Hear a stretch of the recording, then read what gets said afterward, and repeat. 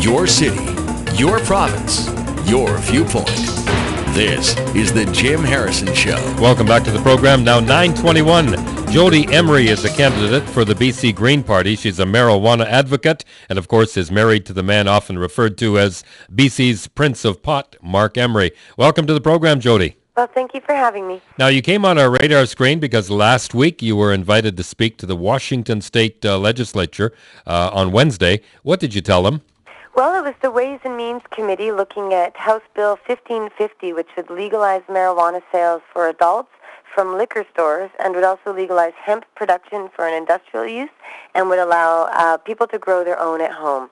So I was there to represent the Canadian angle that we have a tolerant environment up here, and it allows businesses like my own, which doesn't even sell cannabis, to flourish just in offering things related to the cannabis business. What part of your testimony did they embrace? Are they going to use as they debate this bill? Well, there were 9 of us testifying, and 2 were against, and the rest were for. And I think they had a variety of different opinions and different angles to look at. So there was the district attorney who had actually prosecuted my husband, Marc Emery, who was there saying that we need to legalize it. And mostly it was about the financial benefit, that the cost of persecuting marijuana users and growers is far too expensive, and it sends billions of dollars into the underground gang economy. So people all across the U.S., surprisingly, are looking at legalizing to end the gang violence and to save billions and billions of dollars and to make extra billions too. So I was there just to back up that idea at the invitation of Representative Dickerson. Were you shocked just a little bit to hear that U.S. attorney who indicted your husband now sort of change his view? Well, it was about a year ago when he wrote an editorial saying that we should legalize marijuana, and although it is surprising, it's actually a great victory for our side. I mean, he's seen the damage of the drug war. He's been on the front lines, and most people who say we need to end prohibition once believed that prohibition worked. Even I used to, but they come around to their senses after looking at the facts and the way that things are unfolding.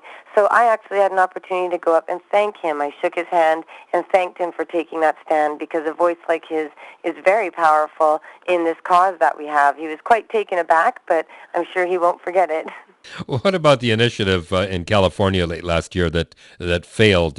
You would think that if marijuana legalization or decriminalization had any chance anywhere in the United States, it would be in California. Well, I was down there for Proposition 19, and it was a narrow loss, but the problem was California has become too greedy. There's a gray middle ground where they have a lot of medical marijuana, but it's easily accessible for anyone who wants to use it. So they're fine with making the big money they're making. The dispensaries sell at the prohibition-inflated prices. So really, none of them wanted to lose the money involved. So we need to go somewhere else like Washington State, or even Florida is debating this. Rhode Island, a lot of states are looking at it, and they haven't been corrupted by the big money that comes from the prohibition of marijuana on a sort of gray, semi-legal environment. So California just isn't going to happen. I wish it had, but I think it needs to happen somewhere else first, and Washington seems like a good bet. But aren't all U.S. states pretty much in the same boat, so desperate for revenue that this isn't really more a shift in attitude as it is an extended hand for new revenue?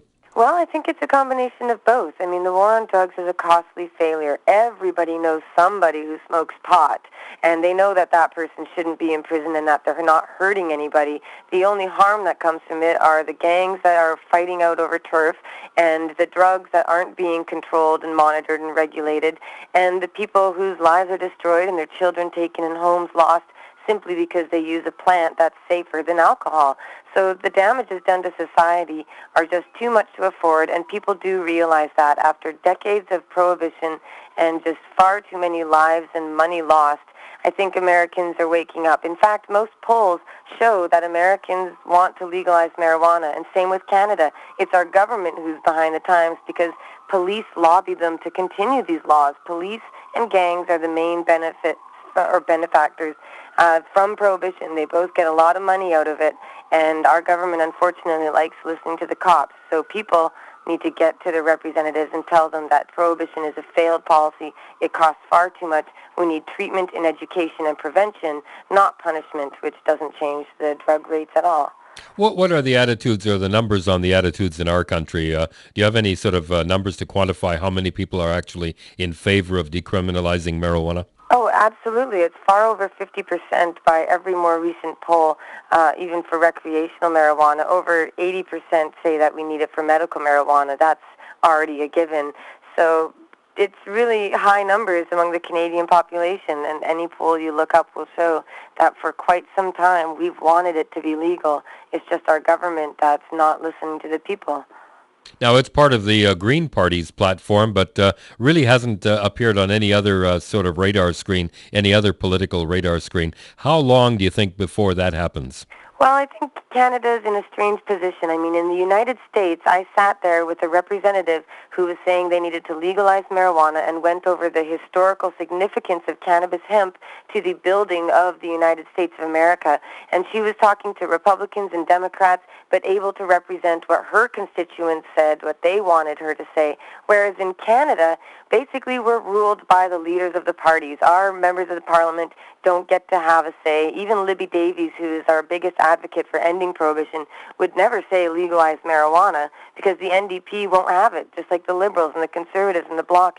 They don't allow their members to speak on behalf of what the people want. The members of Parliament now are representing a party to the people, not the people of the Parliament.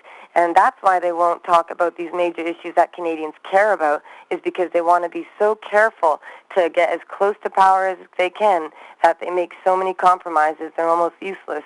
So I somewhat envy the U.S. in their states' rights and the ability of their elected representatives to represent the electors, whereas in Canada, we have quite a way to go before we have to convince our leaders of the national parties to advocate this very important issue. You said a few minutes ago you didn't think marijuana was as harmful as alcohol, which is, of course, sold legally. What about if cigarettes are a health hazard? Does that not apply to marijuana? Well, smoking is often looked at as something that's not healthy, but there are many people who use marijuana from vaporizers, which is not smoke at all. It's just a steam. They can eat it. They can use a tincture.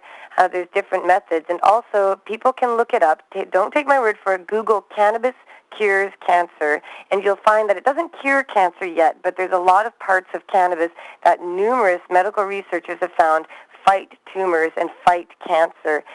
Please Google it to back that up if you want more information. But when people smoke marijuana, the negative effects of the smoke are kind of neutralized by the beneficial effects of the THC and the other cannabinoids. So that may sound kind of far-fetched for some people, but I encourage you to just go do your own research and look it up, and you'll find that many respected, high-ranking scientists have found this, and it's been known for quite a long time, since even the 70s.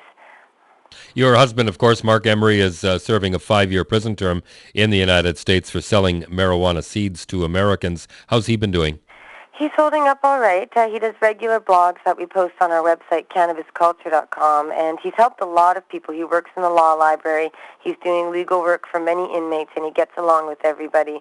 But it's a prison for foreigners, so 99% of everyone there is Hispanic, and there are only about 10 English-speaking Canadians that he knows. So it's a very isolating environment. It's also very dangerous. He was bitten by one of the only 2 toxic spiders in North America, a brown recluse, and had an enormous, what could have been emergency injury from that spider bite. But it's slowly recovering, and he's trying to stay healthy and positive. His transfer application to serve his time in Canada is with the U.S. government and should be approved by June. But the Canadian government has to approve his transfer too. So we encourage people to go to freemarc with a C, MARC.ca, and send a letter to the government asking them to bring Marc home, because at the least he should be able to serve his time here